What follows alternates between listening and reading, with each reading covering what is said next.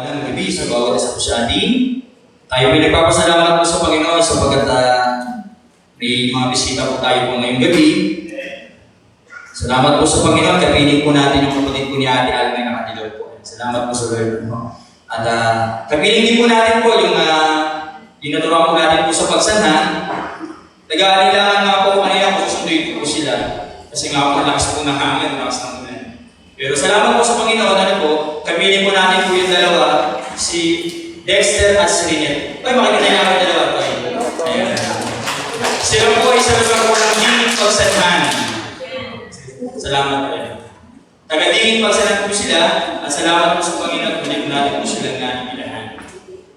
God will be okay. Open our Bible in Proverbs chapter 3, verses 5 to number 6. Proverbs chapter 3, verse 5 to number 6.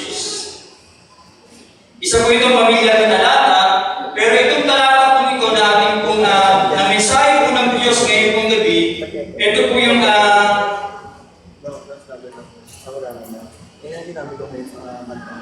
dinevotion ko po ng last Tuesday. Habang pag-isip ko po ng umaga, pasok po ako ng Bible, binalik ko po yung Proverbs chapter 3. Ayun, talagang ang Bible napakahiwaga. Kapag naman binabasa mo siya, binemeditate mo, doon mo talaga makakita po yung kapangyarihan po ng Diyos. Basahin po natin po Proverbs chapter 3, verses 5 to number 6. Ready? Read. Trust in the Lord with all thy heart, and lean not unto thy own understanding. In all thy ways acknowledge He, and He shall direct thy paths. Tayo pinalalaman po ngayong gabi. Minsan pa, mahabagang Diyos, kami kayo nagpapasalamat sa gabi pong ito. Salamat po naman sa mga bisita po namin na nakapunta.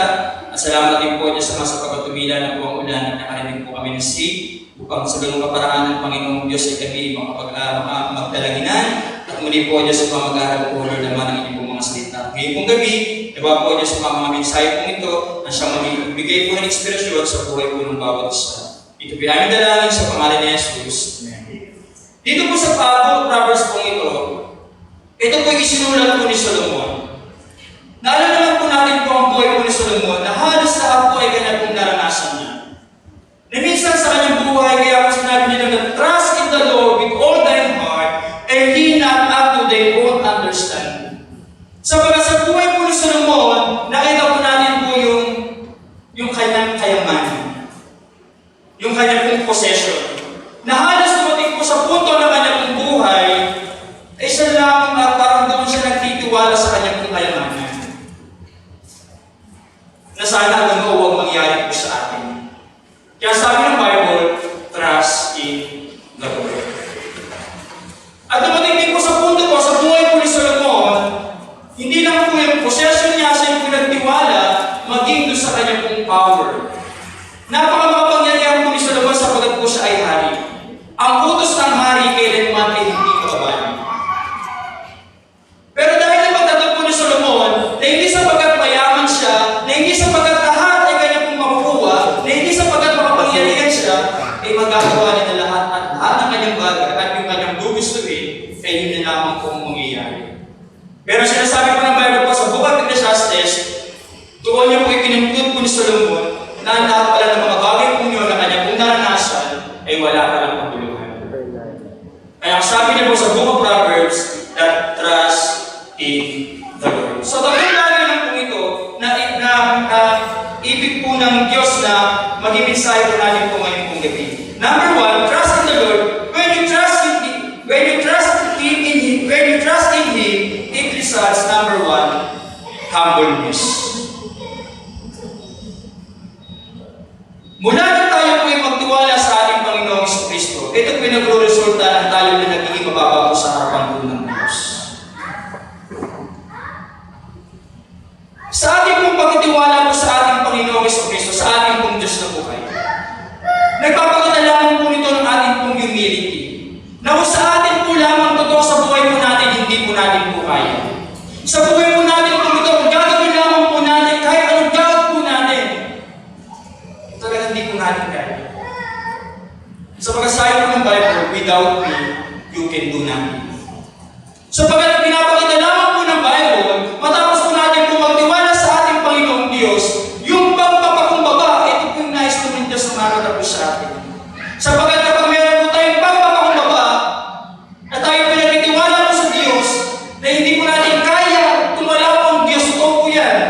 wala ang Diyos, hindi po natin po kaya. Kung wala po ang Diyos, wala po tayo. At kung wala po ang Diyos, wala po tayong kaligtas. At nung tayo po naging mababa po sa harapan po ng Diyos, na nagtiwala po tayo sa ating Panginoon sa Kristo, kung bakit po tayo ay naligtas.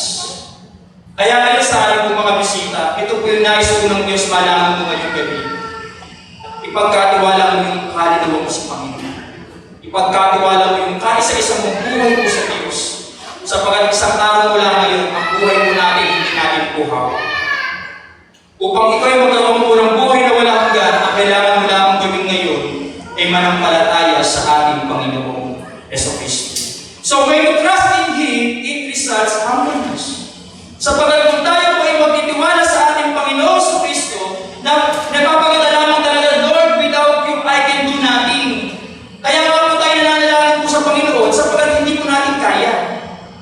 Pero minsan dumarating po sa buhay po ng isang mananampalataya, kung hindi pa darating sa kanya na siya itatabikin po ng Diyos, hindi pa siya magtitiwala sa Panginoon. At kung minsan po, totoo, sometimes sa mga mananampalataya po, nandun siya tinatawag ng comfort zone. Pero pinapakita lamang po na yung pagiging humble o yung magkakaroon tayo ng humility spirit, ipinapakita lamang talaga natin, Lord, hindi ko po kaya. Ipinagkakatiwala ko po ito sa inyo. Kaya lamang po tayo nagpapakababa po sa harapan po ng Diyos. Kaya sabi po ng Bible, trust in the Lord, hindi po kalahating puso. Sabi ng Bible, trust in the Lord with all thine heart. And lean not unto thy own understanding. Huwag tayo manahan po sa ating po sariling kaalaman o sa ating kampungan. Sapagat kung tayo po ay nananahan lamang o nananalig lamang sa ating po sariling karunungan, madidisappoint po tayo. Kasi mahina po tayo. Amen? At may kahinaan po tayo. At sabi ng Bible, matapos ang isang tao ay magtiwala sa ating Panginoong Isus, in verse number 6, ang kanyang promise, in all thy ways, acknowledge Him, and He shall direct thy paths. Kaya nga sa ibig ito, when you trust in Him, it results in humbleness. Nagpapakita lamang talaga na, Lord, without you, wala po akong nangyari. Panginoon, yung bagay pong ito, hindi po ako malakas, hindi sapagat kumakain po ang Panginoon, may trabaho ako. Sa Diyos pa rin po yun. Kaya talaga tayo nagpapakababa sa harapan po ng Diyos, humingi lagi ng kanyang kaawakan. Sapagat araw-araw po tayo nagkakasya. Pero sa biyaya po ng Diyos, hindi na po tayo nakikita ng Ama. Ang nakikita na po ng Ama ay yung ating Panginoong Kristo na tinanggap po natin po sa ating mga buhay. Kaya trust in the Lord. At pangalawang bagay, when you trust in Him, it results happiness. Amen? Matapos natin kung magtiwala sa ating Panginoong Kristo, nag-resulta po ito na tayo po'y masaya. Amen po ba? Kasi alam mo, yung pinanalangin mo sa Panginoon, yung pasanin mo na ibinigay mo sa Diyos, nagiging masaya ka. At ang magiging resulta man ito, good things or bad things, masaya ka. Kasi ibinigay mo sa Panginoon. Sabi ng Bible, and we know that all things work together for good to them that love God, to them for the world according to His purpose. At sabi ng Bible, Matthew chapter 11 and verse number 20, come unto me all in that labor and are heavy laden, and I will give you rest. Ikaw ba ay nabibigatan? Magtiwala ka sa Panginoon, madalangin ka sa Panginoon, at bibigyan ka ng kasiyahan. Amen? At sabi ng Bible, verse 2 chapter 5 and verse number 7, casting all your cares upon Him, sapagat siya yung dukhang nagmamalasakit po sa atin. Kaya sa magandaan po sa isang mananampalataya na nagtiwala po sa Panginoon, ito po unang bagay na nagre-resulta ng ano po yun, humbleness. At pangalawa, happiness. Lord, ito pong bagay po ito ay pinagkakatiwala ko po sa inyo. Maging maganda man ang resulta o hindi man maging maganda ang resulta, masaya ka. Masaya po tayo. Kasi alam mo, yung bagay na iyon, na yung kinilala mo sa Panginoon, hindi na ikaw ang Diyos na gagawa ko. Kaya it brings happiness. Knowingly that God cares for me and answers my prayer. Amen? Kaya tayo yung masaya. Kaya ang bunga po nito, ang resulta po nito ay kasiyahan kapag tayo pinagtitiwala po sa Panginoon. Ano sabi po ng Bible? Psalms 118 verse number 3. It is better to trust in the Lord than to put confidence in man. Minsan kapag ang kasiyahan po natin ay nakalagang po sa tao, minsan ang tiwala po natin po ay nakalagang po sa tao, may pagkakataon mabibigo po tayo. Amen? Pero ang isang tao may kanya pong inilalang po yung kanya pong tiwala po sa Diyos na sa maghapon po ito ang Panginoon, maging maganda man o paano na maging resulta, magiging masaya sa Panginoon. Amen? At bilang pangulit yung pangatlong bagay, na tayo po ay inaasahan po ng Diyos na magtiwala po sa Kanya, yung pangatlong bagay, it results hopefulness. Amen? Sabi ng Bible po, sa pag-asa sa buhay na walang hanggan, na ang Diyos ay hindi makapagsisinungaling buwat pa ng mga panahon walang hanggan. Kung sa buhay lamang tayo po ito aasa, sarado po ang ating buhay kung wala ang mga. Kaya when you trust in Him, it results hopefulness. Ang laging tiwala po natin, Lord, kayo na po ang bahala. Panginoon, magtitiwala po ako sa inyo. Panginoon, hindi ko po kaya yung ganito pong bagay. Kaya napaka-meaningful ng Proverbs chapter 3 and verse number 5. Na matapos natin po magtiwala po sa Diyos, ililid ka niya, idadirect ka niya sa tama natin po patutungo. At sana dumating din po sa pagkakataon na sa buhay po natin, na minsan makagigo tayo Di ba? Kaya ngayon, tatlong bagay pong ito, that trust in the Lord, when you trust in Him, it results, pinagawa po natin? Humbleness. Without God, I can do nothing. And trust in the Lord, when you trust in Him, it results happiness. Knowing me that God cares for me and answers my prayer. Ano mang mangyari po, Panginoon? Minsan dumating sa pagkakataon, nag-pray ka, 1 buwan, 2 buwan, gusto na po. Pero alam mo, na darating ang panahon, pero ang isang kanta, He is mine. Nasa timetable po ng Diyos, na yung ating pong mga panalangin, ay Kanya pong daily. Amen? At isa pang bagay, magiging masaya ka kapag ikay nagtiwala mo sa Panginoon. Kapag lalahingin yung ipinalangin mo, nagkaroon po ng masagutan. Sapagkat yun po yung pangatlo, wala kang ibang inasahan kundi ang Diyos. Ipagkakataon kapag tayo sa tao po, kaya umasa, magbibigo tayo. Pero hamon sa atin po na Biblia, na kapag tayo ay lubusan at tiwala po natin po sa Diyos, kailanman hindi po tayo bibigwin po ng Panginoon. Kaya po sa ating pong pagkatapos, naalala ko po yung isang kanta. When answers aren't enough, there is Jesus. Kung ang sagot po ay hindi sapat, there is Jesus. He is more than just an answer to your prayer. And your heart will find a safe and peaceful refuge. When answers aren't enough, He is there. Kaya din natin papatunayan na kapag ang isang mananampalataya na pinahawakan natin yung sinabi po ng Bible, na kapag ikay nagtiwala sa Kanya, hindi po tayo bibigyan po ng Panginoon. Magandang gabi po sa bawat isa.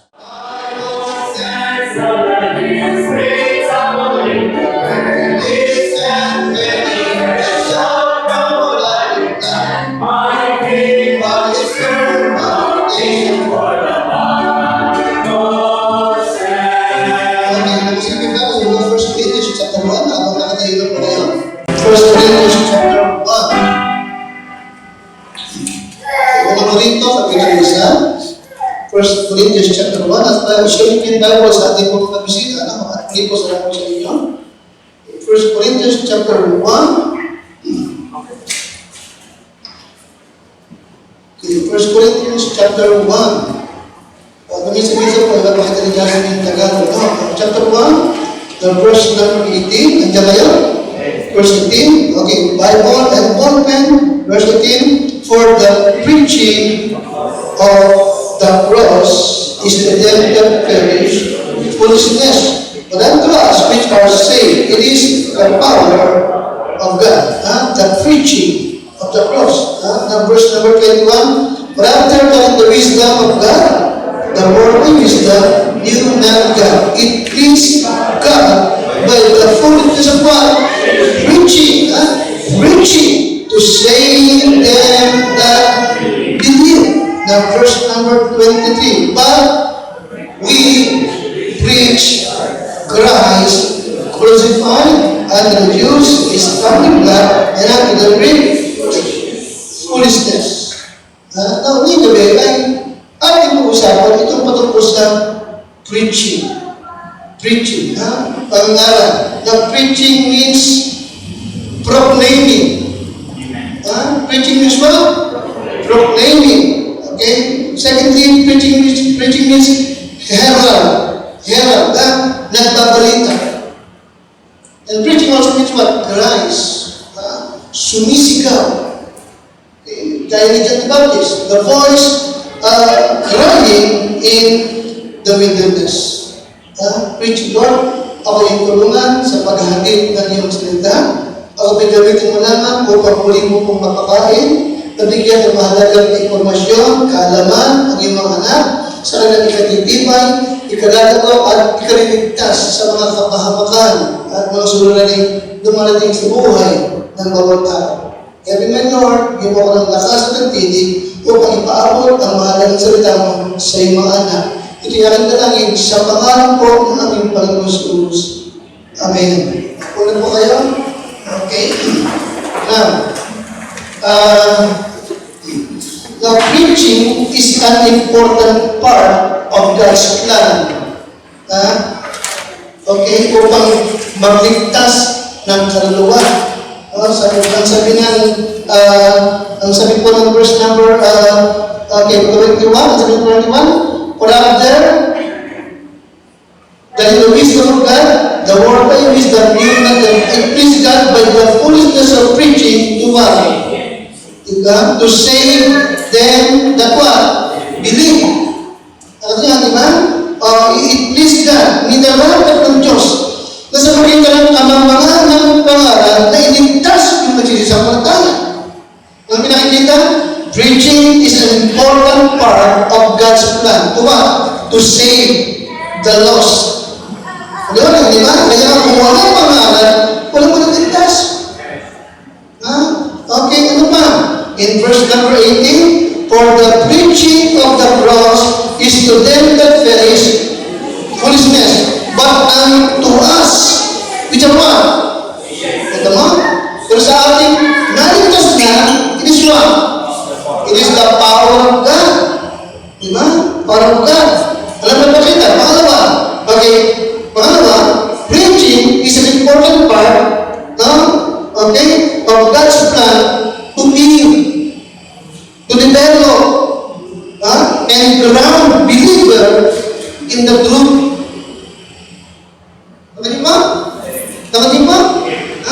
Okay? Ang pangaral ay mahalagang bahagi ng tao ng Panginoon. Una, para magligtas. Pangalawa, para magpatibay, magpalago, magpaunay, ng mga mananampalataya tungo sa katotohanan.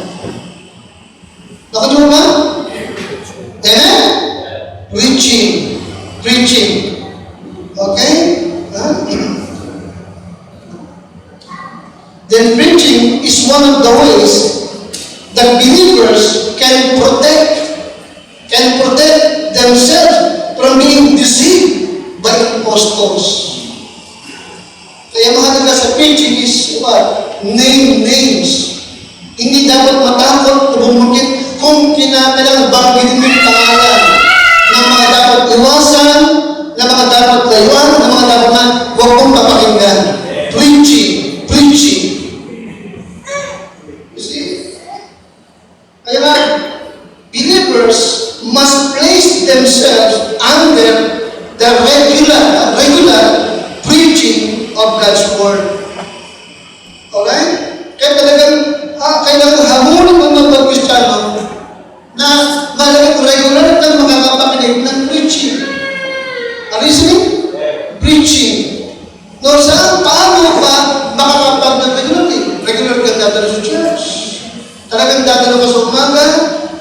sa gabi, babalik ka ng prayer meeting. At kung may mga home Bible study, pupunta ka doon.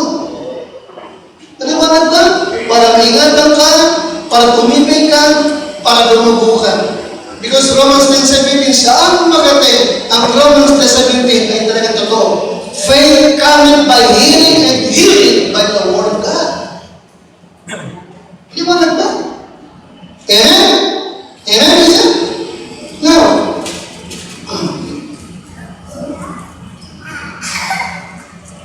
ngayon, ang problema, sa kasalukuyan, maraming mga ngaral, dahil pakinggan ng mga tao sa Facebook, sa YouTube, maraming mga ngaral.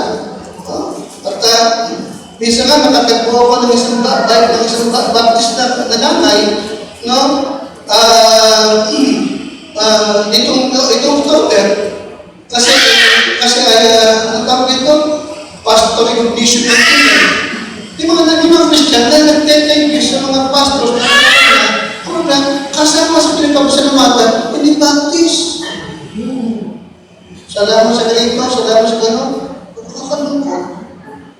Kaya ang aking tatalay, yes, mahalagang preaching. Kailangan ng Kristiyano, kailangan pa may hindi Kristiyano. But maraming nangangaral.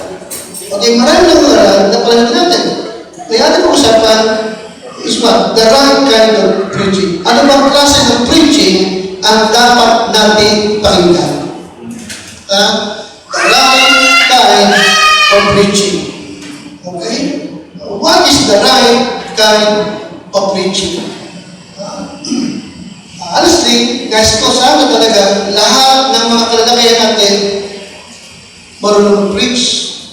Guys, ko talaga ang ating mga tatay, ayan, nagtutuwa ako, si Brother King, Brother Boyet, okay, Brother Tom, mga tatay natin, mga ibig ko, nag-preach din sila. Okay? Pero mahalaga, alam natin kung anong klaseng preaching ang ating i-preach. Okay? Sapagat hindi lahat ng tinatawag na preaching ay preaching talaga matawag. Okay? So, what is the right kind of preaching? What's the right kind of preaching? Number 1, 2 Timothy chapter 4, verse 2 hanggang 3. 2 Timothy chapter 4, verse 2 hanggang 3.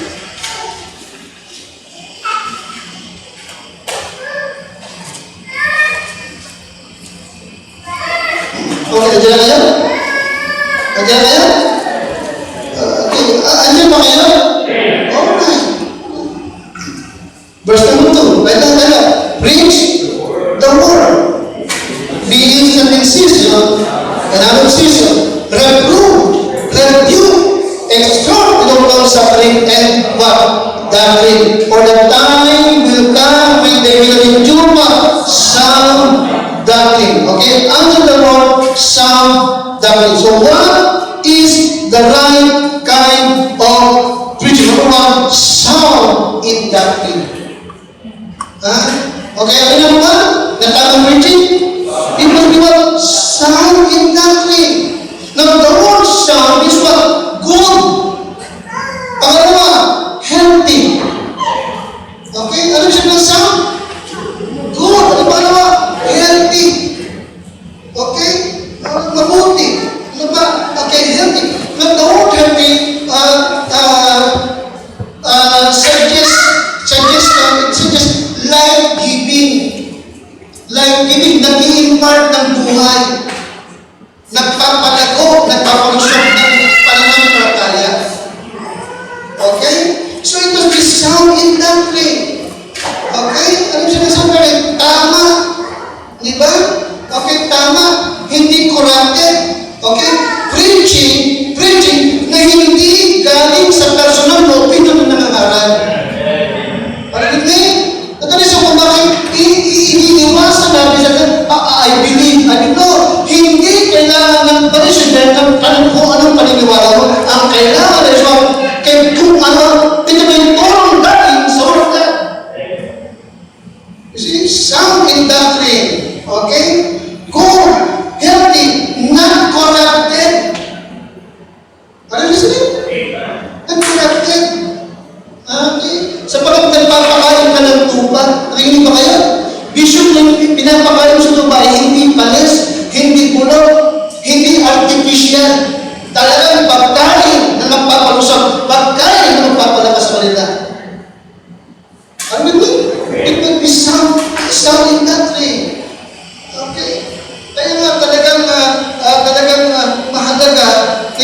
sa pulpito, alam niya kung ano sinasabi niya. Nakikinig ko sa akin? Shouting na? Alright. Tama ang kanyang doctrine about Christ. Tama ang doctrine about the Holy Spirit. Tama ang kanyang doctrine about the salvation. Amen? Ulitin ko. Ulitin ko sa inyo. Okay? Isang araw ay napakinggan ko yung nakaklase ni Danny Mura. Nakaklase ni Jim Machos. Nakaklase ni Pastor Jimmy Victorino. Nakaklase na sa Bible School. Okay? Nagpastor ito means nagpastor ito sa kanyang Pasig. Hindi na si pastor ngayon. Nasa Canada na siya. Pero bago siya pumunta ng Canada, naging parang head siya ng isang Christian school. Lagi siya sa Facebook. Nagsalita siya pagkakot sa kaligtasan. Nung nabanggit ko siya niya, hindi man isa ganyan. Okay? Sabi niya, ang Baptist, tamang doktrina. Tama sila. Paano maligtas? Para maligtas ka, tagapin si Kristo, pagsisihan mo lahat ng iyong kasalanan, huwag ka nang talikuran mo paggawa ng masama, manampalataya ka, ligtas ka. No, maligtas rin yun. Maligtas rin yun. Good works yun. Sa pagkakaligtas ng Islam, manampalataya ka sa Panginoon Jesus, maliligtas ka ikaw at ang iyong sambahayan. Ang sumasampalataya sa anak ay may buhay na walang hanggan. Ang hindi sumasampalataya, hindi makakakita ng buhay mana na hindi ang galing nito sa kanya. Alin sila? Yung pagkalikot sa kasalanan, yung hindi pagawa ng masama ay bunga ng kaligtasan. Hindi ka maligtas sa pagkababait kang tao. Mabait kang tao kasi naligtas ka na.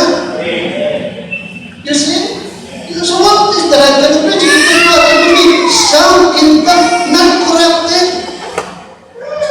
Not corrupted. Okay? Tamang doctrine. Kaya napakalaga talaga na kapag nag-ipis ka talagang alam mo ang doktrina mo.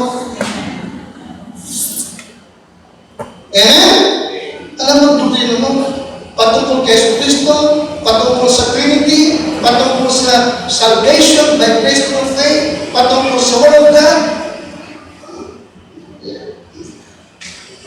It must be sound in doctrine. Okay? It is preaching. It is not corrupted. Okay?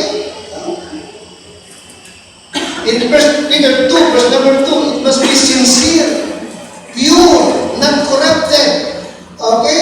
In 1 Peter 2, sa bago, tulad ng sanggol na bagong panganak, desire the sincere milk of the word that you may grow thereby. Sincere means what? Pure, not corrupted. Okay? Kailangan ng Kristiyano yan sa kanyang karanasan. Kailangan ng mga unbeliever yan upang tumubo yung salita sa kanyang mga puso. Amen ko siya? Sound in that way.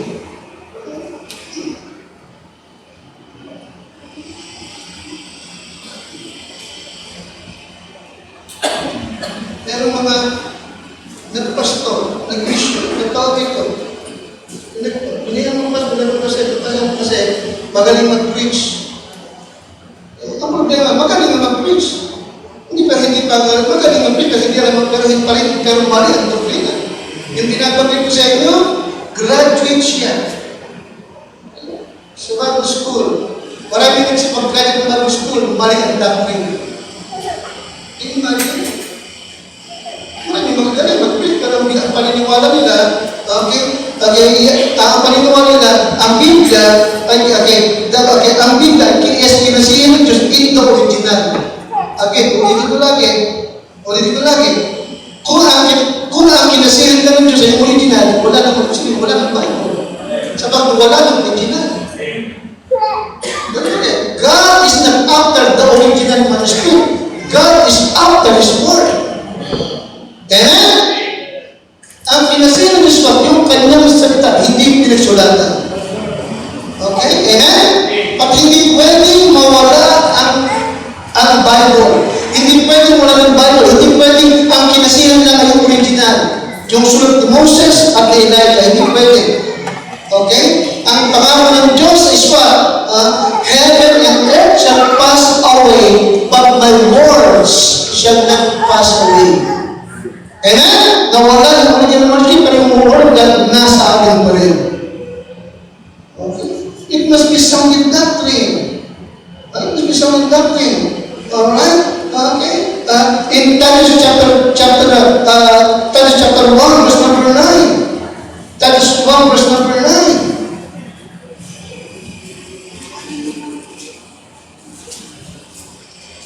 Titus 1:9, tayo lahat, ready? Ang sabi ng Bible, holding fast the faithful one. Kita mo? Faithful word. Ang hawak kayo ng matibay, yung mga mahuhusay, magagaling na mga panalikat, as he has been taught that he may be able by sound doctrine, both to exhort and to convince the gainsayers. Paano mo matutuwid yung mga naninigaw? Paano mo matutuwid yung mga mali at paniwala kung hindi tamang paniniwala? What is the right kind of preaching? Tingnan mo lang, it must be what? It must be sound in doctrine. Amen? It must be sound in doctrine.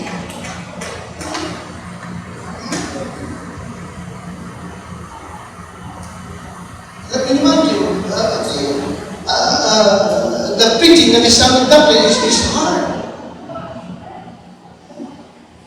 Listen carefully. Again, inabasa ko article, ang title ay Pastor or Motivational Speaker. Pastor or Motivational Speaker. Okay, ang sabi niya, maraming pastor ngayon. Okay? Ang itsura, para lang sila mga motivational speaker na lamang. Now, hindi gano'n. Kaya ano yung sabihin? Mga pastor, ba't kung mag-preach, akala mo si Joel Austin o Bo Sanchez. Ano pa sila? And yung isa mo, kilala, Bo Sanchez, Joel Austin, Anthony Pangilinan, mga motivational speaker yan, pero bali ang training yan. Mga charismatic yan. Si Bo Sanchez ay RC. Arin-grip. Catholic yan.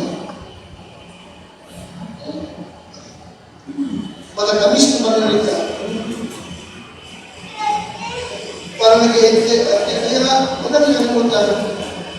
Preaching, ang taong tinawag doon, kapag tumayo, at least, si Timothy not to impress the people, but to express the truth.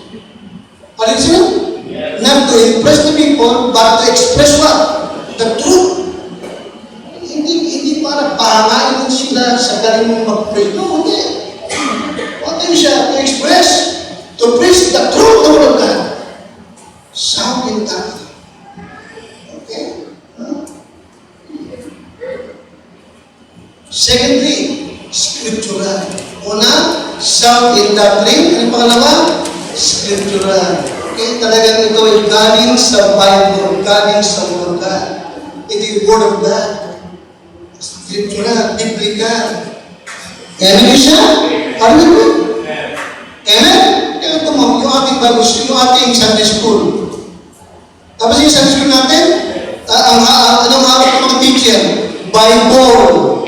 Hindi manual. Amen? Okay, hindi mga booklets na nalipilit hindi kayo ng Bible. Wala kang pinag-iwas sa Jehovah's Witness kapag ang mga teacher na ang hawak kayo mga pinagaling sa kung saan. Hindi sa atin. Kaya ang mahalaga na nakikita ng mga bata, mga teacher natin, talagang Bible ang hawak. At ini-encourage sa mga bata na magkaroon kayo ng Bible, galing niyo yan, basahin niyo yan. Diyan tayo kukuha ng talata. Diyan tayo kukuha ng lesson. So what is the right kind of preaching? Ano yung pangalawa? It must be what? It must be scriptural, biblical. Okay? Kaya tayong Baptist, we are biblical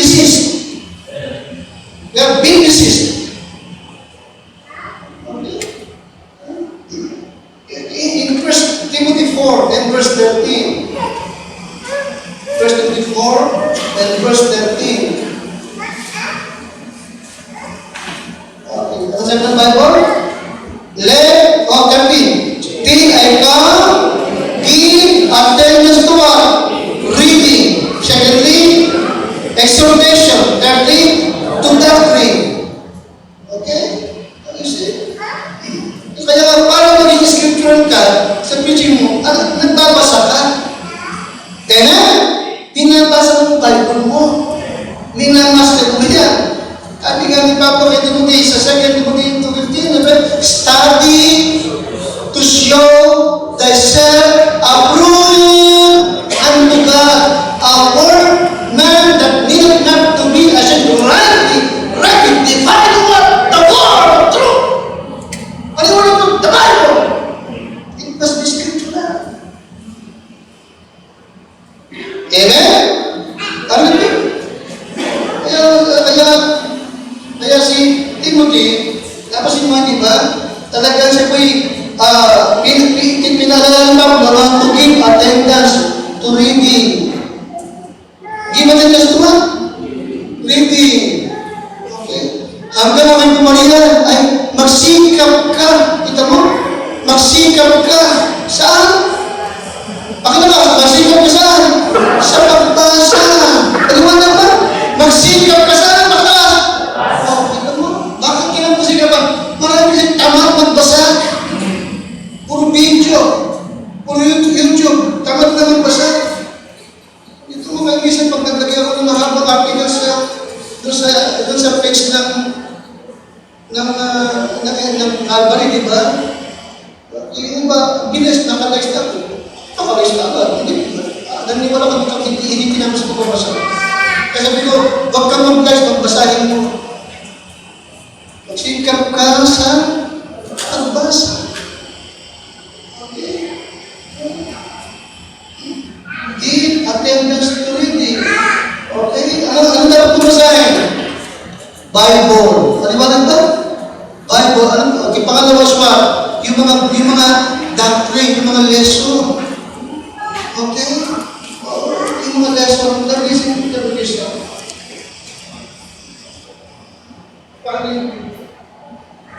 Pag isa ng preachers natin, talagang binabalik ko lagi na magbasa ka, mag-aral ka.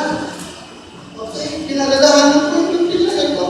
Maraming mga pastor, linggo-linggo, iba-iba ang text, iba-iba ang title, pero ang malungkot, pare-pareho yung sinasabi. You know why? Hindi nagbabasa ng nag-aaral. Read. Give attendance to reading. No? Okay? Discipline yourself to read. Lagi niyo po, discipline yourself to what? Yes. Disiplinahin mo sa sarili mo na magbasa ka. You are the same person right now. You'll be the same person next year. Except for the people you meet and the books you read. Ang ibig sabihin, ang pag-unlad ng isipan, ang pag-unlad sa kulungan is that's mga binabasa mo at mga taong nakakausap mo at mga taong pinakikinig mo pag nagtuturo. Nakikinig mo sa atin? Amen? Now, mostly ng mga great man of God, patay na sila. Pero talagang great man sapagkat nagamit sila ng Lord mightily. Matapos na silang wala, nasa heaven na, but thank God, bago sila lumipas, nakapagsulat sila ng magagandang aklat. Kaya hindi mo sila namin personally, mababasa mo naman yung mga siguro nila. Amen? O, ito sa aking book siya. Andiyan sila Robertson, Chapas, Hudson, andiyan sila Broughton, okay? Andiyan sila Dallas Billington, mga great man. Malabuhay yung marami ng panahon.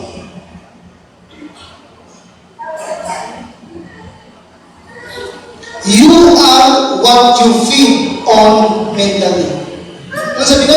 You are what you feed on mentally. You feed on good, so you need to feed on good books. Una, of course, the Bible. Pangalawa, mga good books. Amen. Kaya what is the right the preaching, number one, it must be something what? Dapat. Pangalawa, it must be what? Scriptural, biblical. Talagang kinuha mo sa Bible. Amen? Amen, gusto? Galing talaga sa Bible. Okay? Pero bakit mahalaga ang biblical? Tingin ko ito. Idadagdag ko. Obserbahan mo. Tayo po'y nasa ganitong kapanahonan. We are in the point of Christianity when people don't care if it is in the Bible. We are in the point of Christianity where people don't care if it is in the Bible. Hindi nila alam. Okay? Hindi kahit wala lang supporting verse. Tinatanggap ng tao. Okay, ano sumunod? Their feelings, desire, emotion ay higit na nananaig kaysa sa sinabi ng Bible. Okay? They don't follow the Lord. They follow sino? Nakalabas? Sin. Wala ka, diba? Kaya nga, it must be scriptural. Talagang kinukot mo yung talata, ipinapaliwanag mo, nababasa nila. Doon lumalago ang tao. Doon ay yung conviction nag-uumpisa. Doon ang tao ay nananampalataya. Kaya nga, it must be scriptural. Okay? Kaya nga sabi ni Pablo kay Timothy, give attendance to reading. Ano yung pangalawa? Give attendance to reading. Ano yung pangalawa? Verse 13. Pangalawa, exhortation. Exhortation. Now, listen, exhortation means preaching that gives challenge. Exhortation means what? Preaching that gives challenge to apply the truth na naipakawalan. Amen? May hamon, may challenge. Okay, kaya may invitation. Upang dito pala, ikukumit na niya yung sarili niya, na inapakan niya, gagawin niya. Are you listening? Amen? Kung itong may invitation, okay, kaibigan, kung ikaw ngayon pala nakadalo, ikaw may tiyak na para naman ikalaman ang muna mo. Kung hindi ka patiyak, ngayon ang araw para maligtas ka, baka bukas uli na. Sapagat pag namatay ka ngayon, hindi kasi wala ka ng pag-asa. Impyerno ka na pupuntahan mo. Now is the accepted time. Now is the day of your salvation. Okay? Exhortation. The preaching is to challenge the people. Okay? The preaching is to challenge the people to apply the truths they learn from preaching. Scriptural. Okay? Okay. Inasa mo, napag-aral mo, then i-preach mo. Nalibibigay kita talaga ng hamon. Amen? Of course, it must be doctrinal. Okay? Preach not to impress the people, preach to express the truth. Okay? And lastly, full of Christ. It must be full of Christ. Okay? Balik na dito yung ating talata. Sa 1 Corinthians chapter 1, 1 Corinthians chapter 1,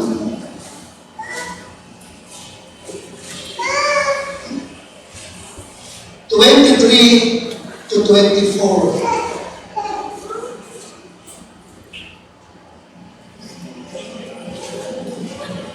Okay, verse 23. Nandiyan po kayo?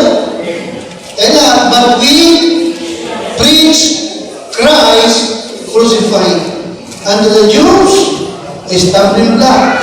And unto the Greeks, foolishness. Bakit sa mga Hudyo, stumbling block? Bakit sa mga Hudyo, si Kristo may katinsuran?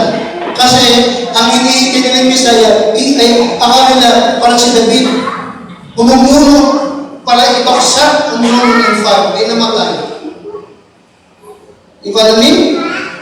Amen? Hindi na alam, kailangan talaga mamatay. Amen? Upang bayaran ng ating kasalanan. Amen? Pero nabuhay naman siya muli. Okay? Sa mga sa Greek naman, ay siya kamamahan. Bakit sa Greek, ang ibig nila, yung mga gaya nila, Confucius, Aristotle, Herodotus, ay akala nila, philosopher lang. Si Christ ay hindi philosopher, siya yung what? Savior. Amen? Savior. Okay? So, Savior. Okay? Yes. Okay, but unto us, unto them, which are called, both Jews and Greeks, Christ is what? Christ is what?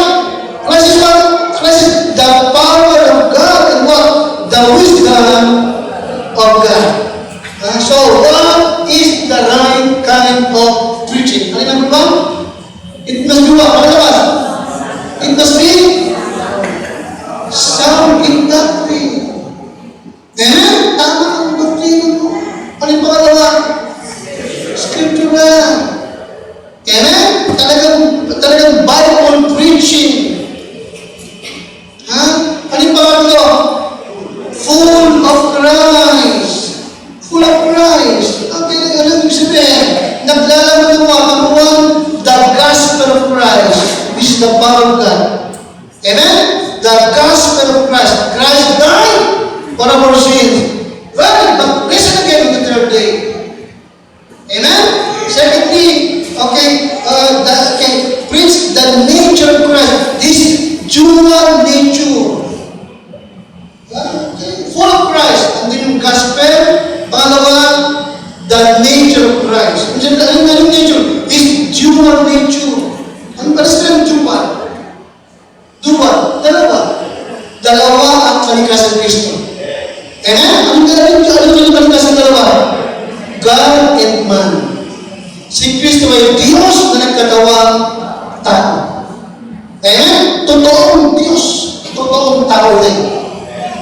Amen? Amen?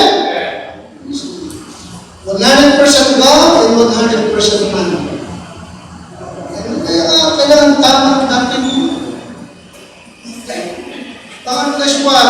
The second coming of Christ. Ito ang right kind of preaching. Ito yun. Okay? Sound in doctrine. Naglalaman ng kanyang ebanghelyo. Naglalaman ng kanyang pagiging Diyos at tao.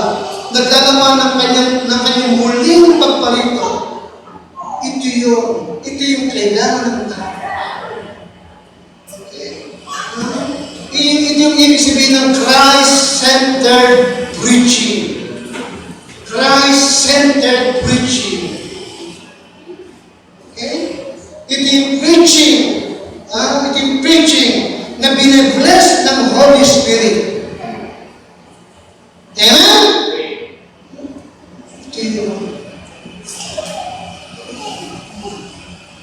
Kaya nga, yes, nais ko talaga sana, lahat ng ating kalalakihan, marunong mag-preach.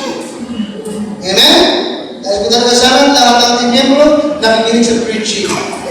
Okay? At ito ang tamang preaching. Ito yung preaching na kailangan ng tao. Ito yung preaching na ang Diyos ay talaga na-exalt.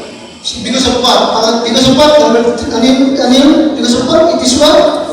Full of Christ. I love it. Salamat tayo ng Diyos sa mensahe mo. I pray, my Lord, na sa magitan nito,